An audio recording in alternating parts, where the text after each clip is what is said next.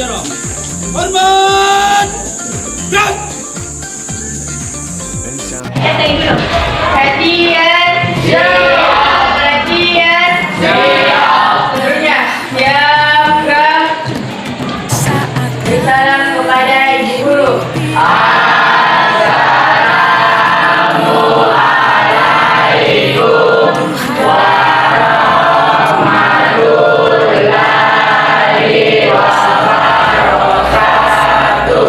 Waalaikumsalam warahmatullahi wabarakatuh. Sebelum kita belajar, mari kita berdoa. Doa dimulai.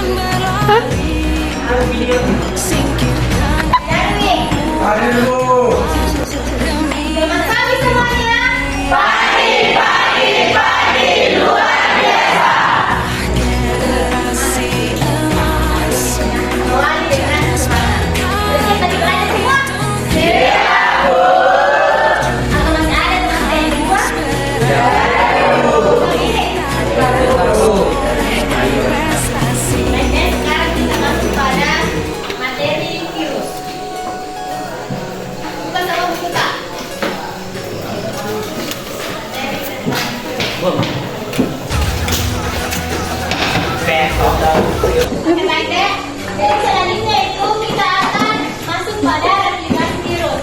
Nah, di mana replikasi virus itu atau perkembangan virus itu terbagi menjadi dua. Ada yang namanya siklus dan ada namanya siklus. Nah, di mana siklus daun ini deh, intinya dia itu memperbanyak sel inang di dalam virus, dia melepas sel inang.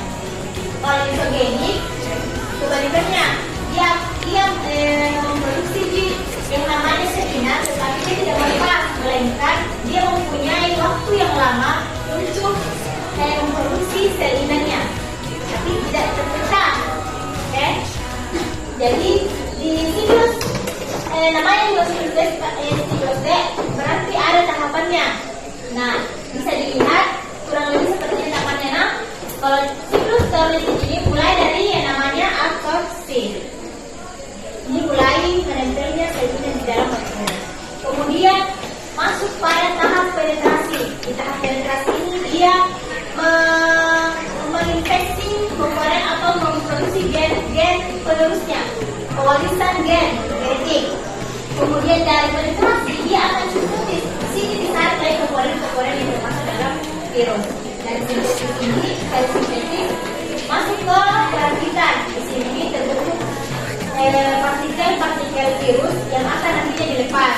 Sebelum itu dia masuk dulu di tahap lisis. Nah, di tahap lisis inilah yang terakhir dia akan melepas sel inangnya dan menjadi sel virus yang baru.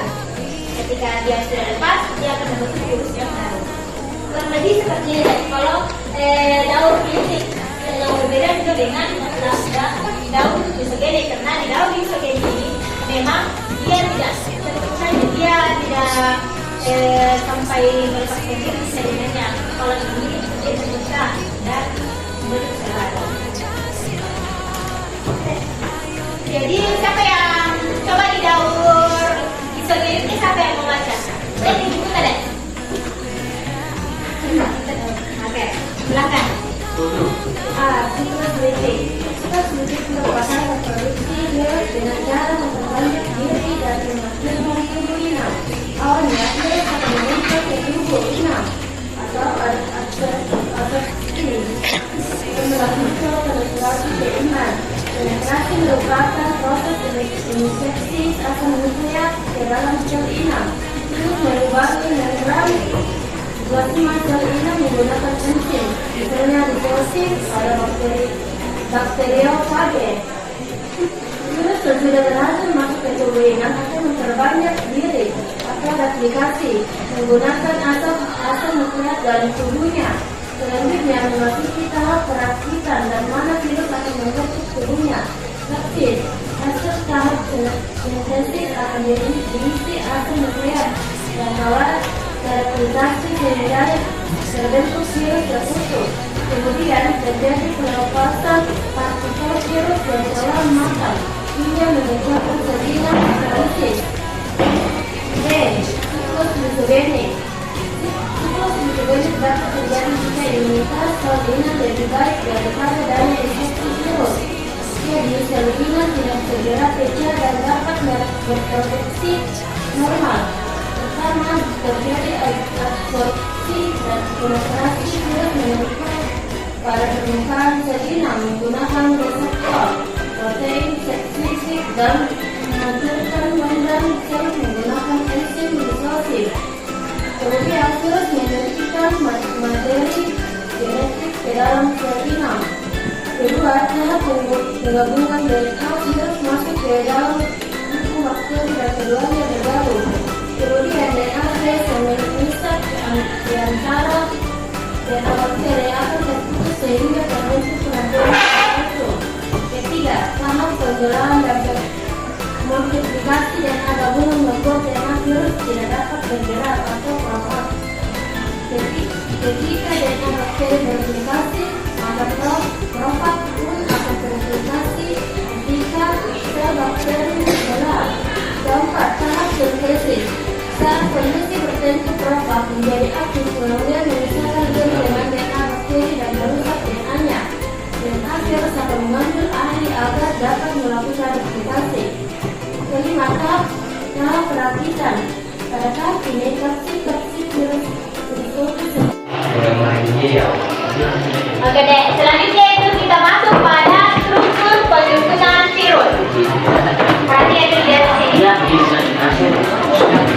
Dan satu-satu gambarnya.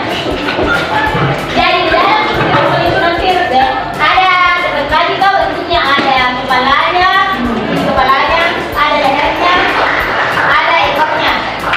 Nah, kepalanya itu berisikan asam nukleat. Di sini nih, yang dibahas tadi terjadi penerus gen atau pewarisan gen dalam kepalanya. Kalau lehernya yang jelas bentuknya ini, kalau tidak ada lehernya berarti kosong. Kalau misalkan jadi gen terakhir itu, ini beberapa bagiannya ada kepala, ada leher, ada ekor. Nah, ekor ini fungsinya apa? Untuk menginfeksi sel yang di dalam yang berkembang biak di sini. Jadi menginfeksi sel yang di dalamnya dalam virus. Nah, itu kayak berbentuk begini virus sebenarnya. Tapi kalau dalam struktur itu, kalau dideteksi dengan menggunakan mikroskop, kita kan influenza, virus influenza. Virus influenza ada yang mana di sini terkena virus influenza? Berarti kekebalan tubuhnya itu. Kalau itu influenza itu apa? Biasa gejalanya apa sih? Urusan. Apa yang terjadi kalau kayak gitu? Pasti sesak nafas. Terus demam yang juga pikiran. Kemudian virus polio. Bukan bentuknya virus polio. Dia berbentuk bulat. Jadi itu virus itu juga deh. Bermacam-macam ya bentuknya. Ada yang bulat, ada yang berbentuk kristal.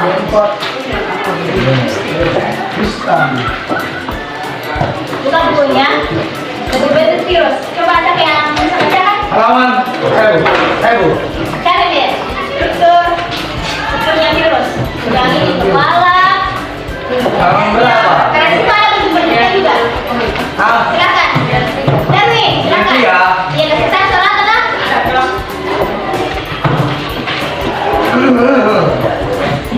Tapi di Korea. Nomor 1. Iya. Kepala. Oh. Betul itu semua toh?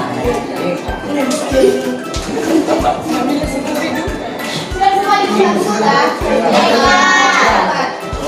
Nah, ini kan tentang virus. Pasti sering didengar tuh apa itu virus? Apa itu virus?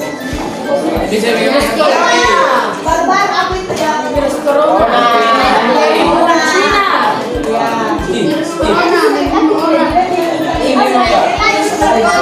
Ada di sini kak. Betul di sini. Langsung di sini.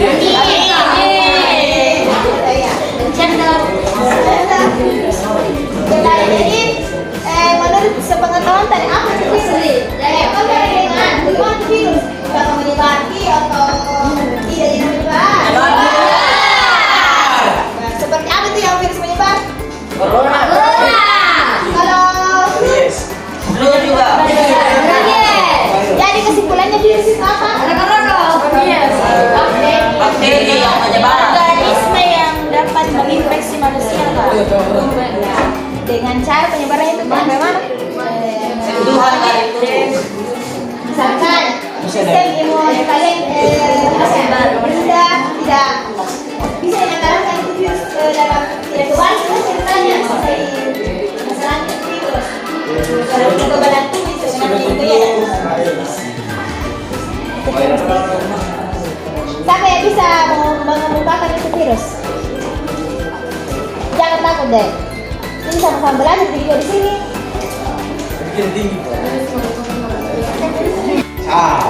Assalamualaikum warahmatullahi wabarakatuh.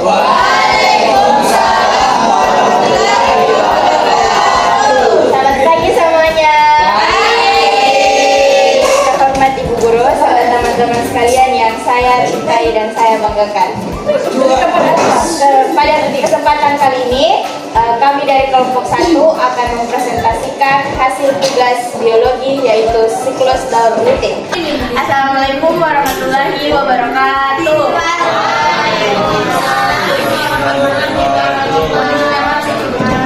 Selamat pagi teman-teman. Perkenalkan, nama saya Sofia Nurinsani akan mempresentasikan materi tentang virus. Virus ditemukan pertama pada tahun 1883 oleh ilmuwan Jerman. Virus adalah sesuatu yang lebih kecil dan sederhana daripada bakteri.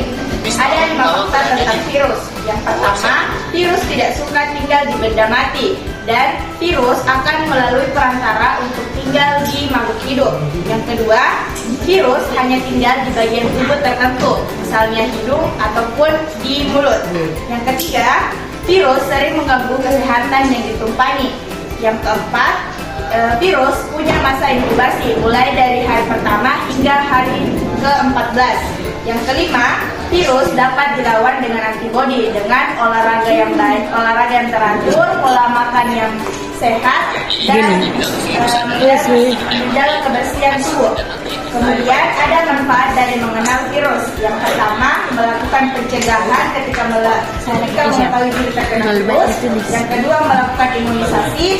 Yang ketiga, mendapatkan manfaatnya terutama untuk ilmuwan. Sekian, terima kasih. Wassalamualaikum warahmatullahi wabarakatuh.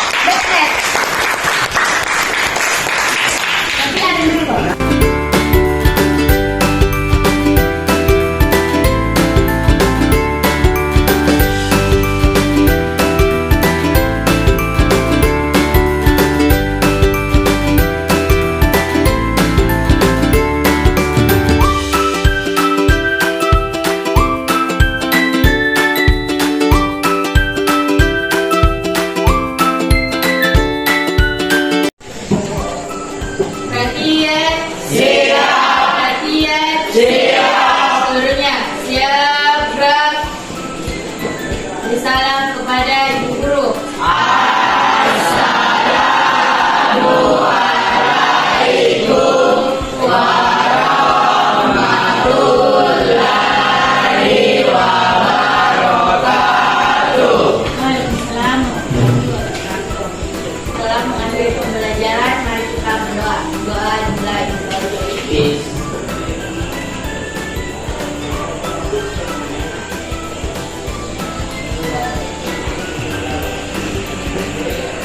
Doa selesai.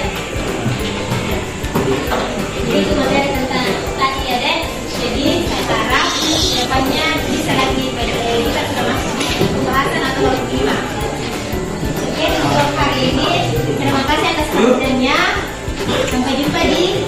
Sekian dari saya. Assalamualaikum warahmatullahi wabarakatuh.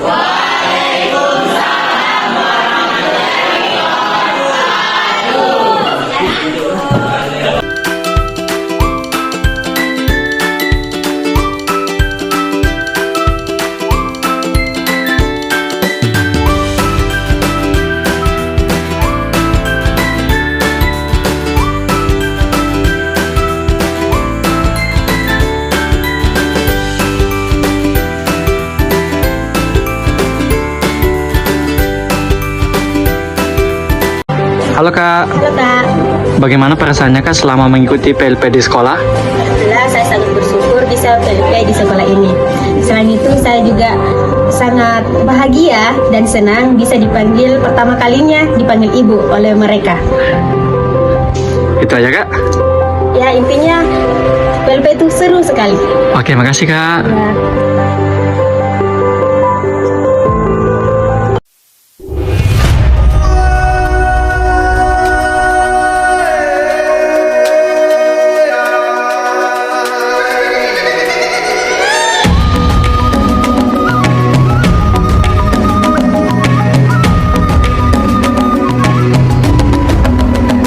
Bangun dan bukalah matamu, saatnya meraih mimpimu. Arahkan pandangan ke depan, Tuhan kan menuntunmu. Sadarilah masa berganti, tantangan kan kita hadapi. Bergandeng tangan untuk negeri, era kita menanti berseri. Kita belajar Pancasila, kita bernafas dalam sila-silanya. Kita belajar Pancasila, ayo kita jaga untuk Indonesia.